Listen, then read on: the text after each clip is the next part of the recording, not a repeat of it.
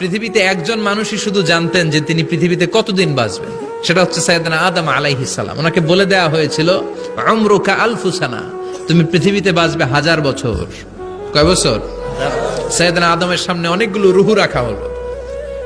সাইয়েদনা আদম বললেন, এরা কারা? আল্লাহ বললেন, এরা হচ্ছে নাসালুক, তোমার বংশধর, পৃথিবীতে তোমার পর এরা পৃথিবীতে আসবে।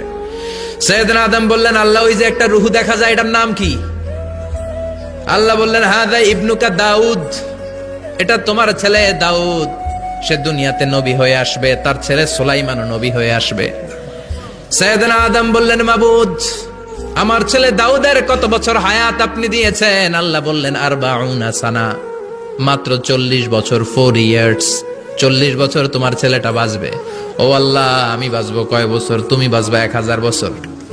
সুবহানাল্লাহ। সাইয়েদনা আদম বললেন, মাবুদ, এত ফুটফুটে সুন্দর আমার ছেলে দাউদ, মাত্র 40 বছর দিলেন কেন? জিদ মিন উমরিহি, বাড়ায়া দেন। কি করেন? সুপারিশ করতেছে পোলার লাইগা কে? বাবা। আল্লাহ আপনি বাড়ায়া দেন। আল্লাহকে বাড়ানো যাবে না, লেখা হয়ে গেছে।